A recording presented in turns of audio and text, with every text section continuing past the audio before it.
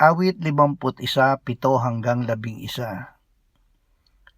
Linisin mo ako ng isopo at ako'y magiging malinis. Hugasan mo ako at ako'y magiging higit na maputi kaysa niyebe. Gawin mong marinig ko ang kagalakan at kasayahan.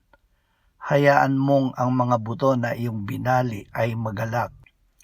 Ikubli mo ang iyong mukha sa aking mga kasalanan at pawiin mo ang lahat kong mga kasamaan. Lumalang ka sa akin ng isang malinis na puso, O Diyos, at muli mong baguhin ang matuwid na espiritu sa loob ko.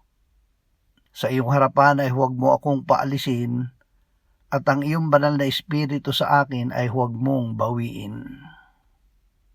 Hingin ang bagong pasimula. Hindi lamang patawad ang ibinibigay sa atin ng Diyos.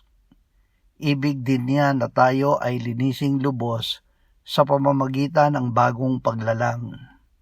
Hingin din natin sa Diyos na lumalang siya sa atin ng isang malinis na puso at matuwid na espiritu. At siya ay manahan sa atin sa pamamagitan ng kanyang banal na espiritu. Ang paghahangad ng paglilinis ay hindi lamang pag-iwas sa parusa, kundi isang pagsusumamo para sa pagpapanumbalik, pagbabago at presensya ng Diyos sa ating buhay. Kapatid ang tawagan.